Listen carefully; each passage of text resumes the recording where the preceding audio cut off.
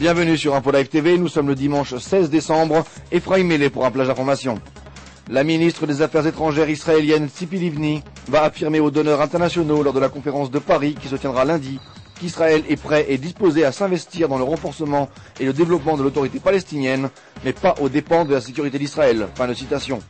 Madame Livni, qui arrivera aujourd'hui en France, rencontrera durant son séjour à Paris les dirigeants français et palestiniens. Les fausses idées américaines concernant l'Iran sont à même de déclencher une nouvelle guerre de Kippour dans la région.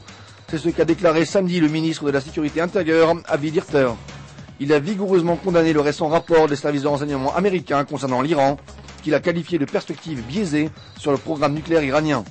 L'Afrique du Nord et les pays européens sont désormais à portée de missiles iraniens, a-t-il ajouté. Karnit Goldwasser, la femme du soldat réserviste Ehud Goldwasser, kidnappé par le Hezbollah il y a 18 mois, a très sévèrement critiqué ce samedi le ministre de la Défense Ehud Barak. Elle a affirmé qu'Ehud Barak s'abstenait de s'impliquer dans la libération de son mari et qu'apparemment, il n'avait pas l'intention de s'y impliquer du tout. Elle a de plus ajouté que le fait de ne pas savoir si son mari était vivant ou mort était une des choses les plus douloureuses. En Californie, 2 membres d'un groupe radical islamiste accusés de préparer des attentats terroristes contre le personnel militaire américain, ainsi que contre les intérêts juifs et israéliens à Los Angeles, ont plaidé coupables ce vendredi, selon des sources judiciaires américaines. Les 2 suspects étaient membres d'un groupe de 4 personnes arrêtées en 2005. Les services de sécurité d'Azerbaïdjan ont affirmé ce samedi que les 15 personnes jugées coupables de trahison la semaine dernière avaient transmis à des agents iraniens des informations concernant les activités et les intérêts des États-Unis, de la Grande-Bretagne et d'Israël dans le pays. Merci de nous avoir suivis sur Info Live TV.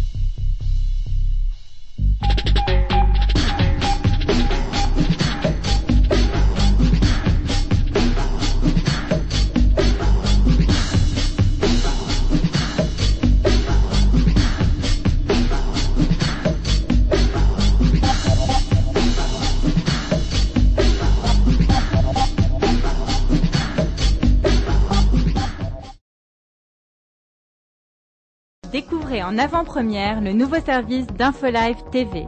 Recevez gratuitement chaque jour, en vidéo, les informations d'Israël et du Proche-Orient sur votre mobile. Pour vous abonner, entrez sur notre site www.infolive.tv et cliquez sur la bannière Service téléphone mobile. Aujourd'hui, le monde entier parle d'Israël. Mais qui parle d'Israël au monde entier, en temps réel, en 4 langues et en direct de Jérusalem? Infolive.tv, la première chaîne de télévision internationale israélienne. 24 heures sur 24, 7 jours sur 7, suivez de l'intérieur l'actualité d'Israël et du Moyen-Orient. Des reportages, des interviews, un grand journal et des flash infos en images dès que l'actualité l'exige.